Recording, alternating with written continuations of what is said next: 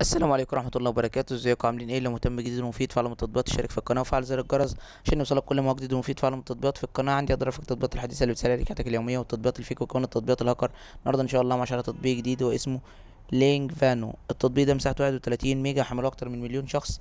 التطبيق ده تطبيق امريكي خاص بتعلم لغة الاشارة.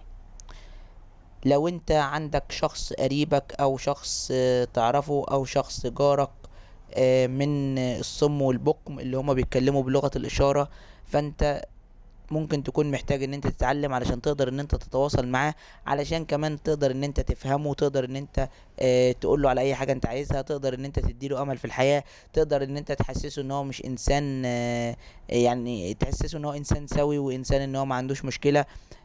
لان الناس اللي هم بيكونوا الصم والبكم دول بيكون عندهم غير ان هم بيكونوا تعبانين، بيكون ان هم عندهم مشكلة في التواصل مع المجتمع.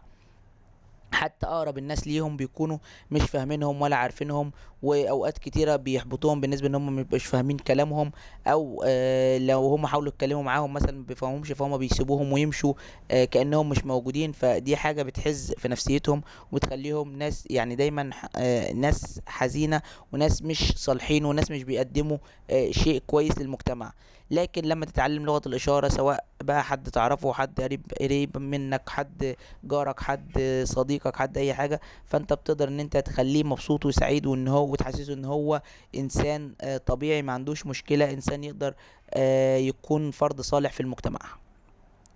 فالتطبيق ده بالنسبه لك بيستهلك منك حوالي كل يوم 10 دقايق بس وقت، مش بيحتاج منك وقت اكتر من كده علشان تقدر تتعلم لغه الصم والبكم او لغه الاشاره في جميع بقى انواع الكلمات وكل حاجة انت عايز تقولها له بتعرف تقولها له. ولو اي حاجة عايز تفهمها منه فانت بتقدر ان انت تفهمها منه بكل سهولة.